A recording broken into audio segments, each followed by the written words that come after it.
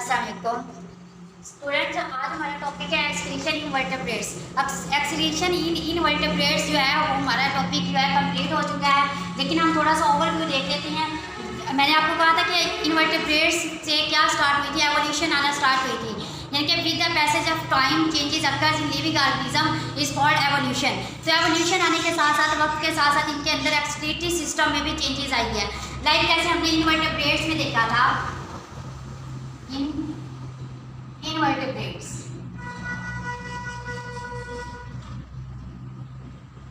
Invertebrates में अगर हम इसकी बात करें प्लेन एरिया की, तो हमने देखा था कि यहाँ पर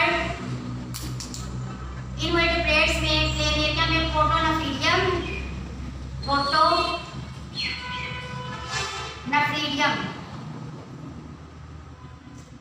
इसके बाद मेटानेफ्रीडिया आया, द मेटानेफ्रीडियम अर्थवर्मी।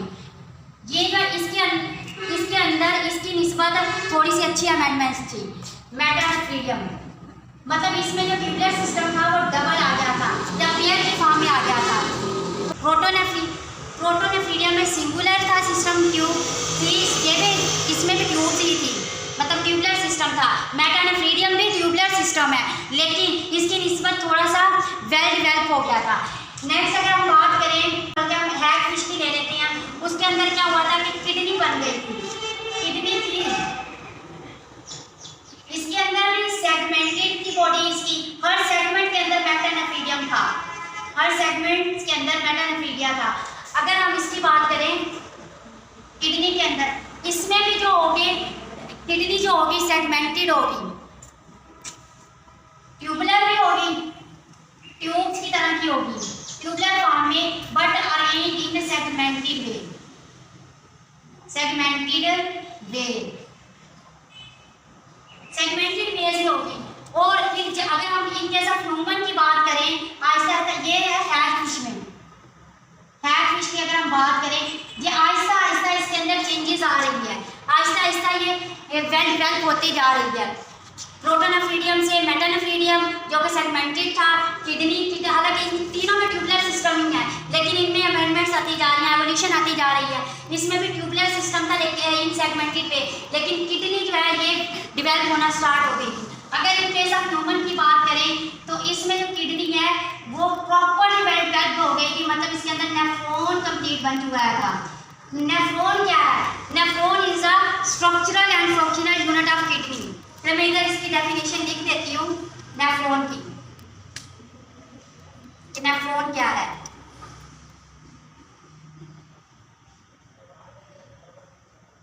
नेफ्रॉन स्ट्रक्चरल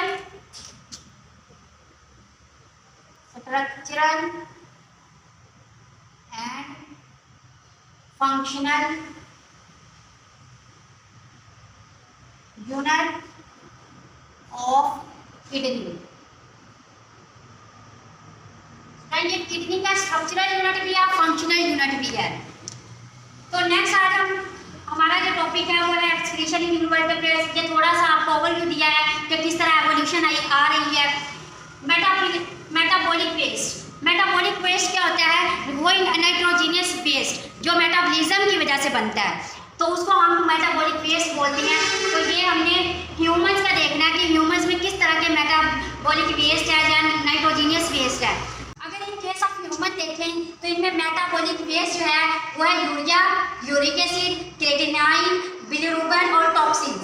हम वन बाय वन इसको डिस्कस करते हैं कि यूरिया क्या है। यूरिया जो एक्चुअली कब बनता है? यूरिया अमाइनो एसिड की ब्रेकडाउन से बनता है। जब अमाइनो एसिड का कैटाबॉलिज्म होता है तो उसके नतीजे में अमोनिया बनता है, या अमोनियम बनता है, इसको कन्वर्ट कर दिया जाता है यूरिया के अंदर। ठीक है, यहाँ तक हुआ कि ये हमारी बॉडी, ये भी देखेंगे कि हमारी बॉडी के अंदर कौन सा ऐसा पार्ट है जो अमोनिया को यूरिया के अंदर कन्वर्ट करता है। एक्चुअली अमोनिया जो है वो बहुत ज़्यादा टॉक्सिक सब्सटेंस है। अगर हमारी बॉडी के अंदर अमोनिया ही बनना स्टार्ट हो जाए या अमोनिया को कन्वर्ट ना किया जाए यूरिया के अंदर, तो हमारी बॉडी के अंदर पानी बनना स्टार्ट हो जाएगा।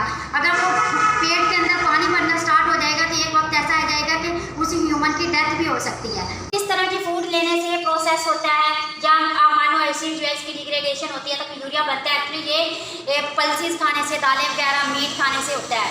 उनके अंदर प्रोटीन, मतलब जो भी प्रोटीनेशियस सब्सटेंस होगा, प्रोटीनेशियस फूड होगी जिसके अंदर प्रोटीन होगी, तो प्रोटीन जो है वो अमीनो एसिड से बनी होती है, तो उसकी डिग्रेडेशन, उसके मेटाबॉलिज्म के नतीजे में यूरिया बनेगा। नेक्स्ट हमारे पास यूरिक एसिड। यूरिक एसिड भी मेटाबॉलिक वेस्ट है, ये भी मेटाबॉलिज्म के नतीजे में बनता है। किसका मेटाबॉलिज्म? न्यूक्लिक एसिड का। और न्यूक्लिक एसिड या आरएनए, डीएनए जो होता है, ये किस तरह की फूड में होता है? ये भी स्टूडेंट पल्सेस वगैरह, एग्स वगैरह तरह की फूड्स में होता है। जब उनकी डिग्रेडेशन होगी तो यूरिक एसिड बनेगा। नेक्स्ट हमारे पास है क्रेटेनिन। क्रेटेनाइन जो है ये भी मेटाबॉलिक वेस्ट है। ये एक्चुअली हमारे मसल के अंदर एक प्रोटीन पाई जाती है, केराटिन। केराटिन जो प्रोटीन है, जब इसकी ब्रेक डाउन होती है, जब इसका मेटाबॉलिज्म होता है, जो मसल्स के अंदर पाई जा रही है, तो उसके नतीजे में एक वेस्ट मटेरियल बनता है, जब मेटाबॉलिक वेस्ट बनता है, जिसको बोलते हैं क्रेटिनाइन। ठीक है, ये क्रेटिनिन भी कह सकते हैं, क्रेटिनाइन भी आप कह सकते हैं, ये एक मेटाबॉलिक वेस्ट है। नेक्स्ट हमारे पास है बिलीरुबिन। बिलीरुबिन जो है जो एक्चुअली हीमोग्लोबिन की डिग्रेडेशन से बनती है। जब हीमोग्लोबिन के जो कंटेंट्स बहुत पुराने हो जाते हैं तो उसकी ब्रेक डाउन हो जाती है। जब उसकी ब्रेक डाउन होती है तो उसके नतीजे में एक हार्मफुल मटेरियल बनता है, जिसे जो कि मेटाबॉलिक वेस्ट है, उसको कहा जाता है बिलीरुबिन। ठीक है, इस तरह ये बिलीरुबिन बनता है। नेक्स्ट हमारे पास है टॉक्सिन। टॉक्सिन कौन से? Toxin containing nitrogenous waste. ऐसे टॉक्सिन जिसके अंदर नाइट्रोजनियस वेस्ट होंगे, ये भी मेटाबॉलिक वेस्ट में आता है। ये किसके नतीजे में बनते हैं? ड्रग्स वगैरह जब हम लेते हैं, जब पेस्टिसाइड या फूड एडिटिव्स, मतलब मसाला जात वाली जो हम फूड यूज़ करते हैं, तो उसके नतीजे में उनकी डिग्रेडेशन से जो टॉक्सिन बनते हैं, उसको जो है मेटाबॉलिक वेस्ट में कंसीडर किया जाए। ज़रूरी होता है कि इन टॉक्सिन्स को लेस टॉक्सिन किया जाए, या फिर आप यूँ करें इन सबको बॉडी से रिमूव करना है। तो इसमें जो सबसे ज़्यादा अच्छा रोल परफॉर्म कर रही होती हैं, 2 पार्ट्स परफॉर्म कर रही हैं। एक कर रहे हैं लीवर और एक कर रही है kidney. Liver and kidney, liver और किडनी। लीवर एक्चुअली क्या करता है? ये जो हीमोग्लोबिन है, ठीक है, हार्मफुल हीमोग्लोबिन है, इसकी ब्रेक डाउन भी करता है। इसके अलावा ये जो है आरबीसी, रेड ब्लड सेल्स, इसकी डिग्रेडेशन भी करता है, इसकी फॉर्मेशन भी करता है। रेड ब्लड सेल्स की डिग्रेडेशन भी करता है और इसकी क्या करता है? फॉर्मेशन भी करता है। इसके अलावा ये डिटॉक्सिफिकेशन भी करता है, मतलब ये जो टॉक्सिन्स है, इसके अंदर से टॉक्सिन्स को रिमूव करता है, डिटॉक्सिफिकेशन भी करता है। अगर हम किडनी की बात करें तो किडनी जो होती है, ये यूरिन को पास आउट करने में हेल्प आउट करती है। ये यूरिन को पास आउट करती है फ्रॉम आवर बॉडी। तो स्टूडेंट्स, नेक्स्ट जो हम टॉपिक पढ़ेंगे उसमें हम लीवर के बारे में डिस्कस करेंगे कंप्लीटली। स्टूडेंट, यहाँ पर मोस्टली एक क्वेश्चन अराइज होता है, does skin act as excretory organ? क्या स्किन एक्सक्रीटरी ऑर्गन के तौर पर एक्ट करती है? तो यहाँ पर जो इसका आंसर आएगा वो होगा नो, नहीं। फिर नेक्स्ट जो क्वेश्चन अराइज होता है, व्हाई, क्यों?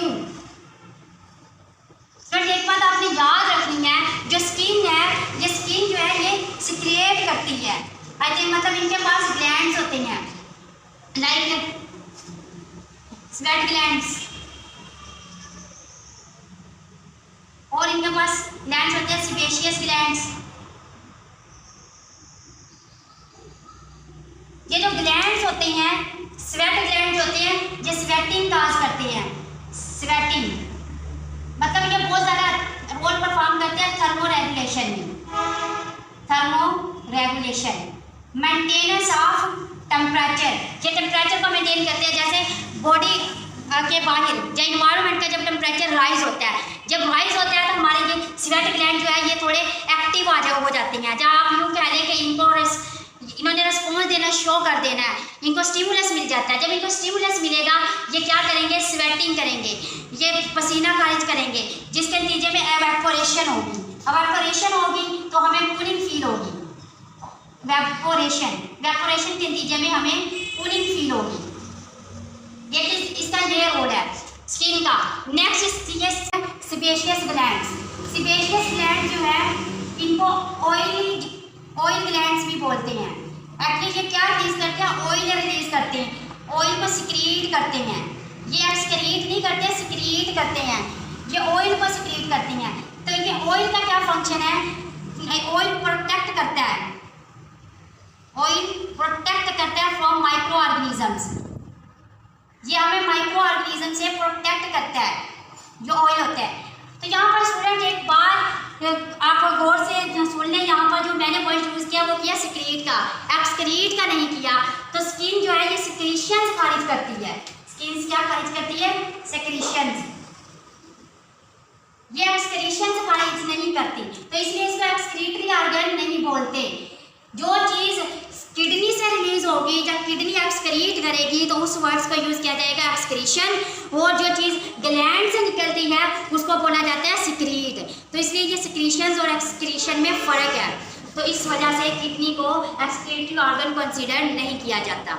तो इंशाल्लाह नेक्स्ट जो हमारा टॉपिक होगा वो होगा लीवर के बारे में। हम लीवर की फुल डिटेल के जो है डिस्कस करेंगे कि लीवर किस तरह जो है एक्सक्रीटरी ऑर्गन में रोल परफॉर्म कर रहा है या किस तरह जो है हमारी बॉडी के अंदर अपना फंक्शन परफॉर्म कर रहा है। तो आज के लिए अल्लाह हाफिज़।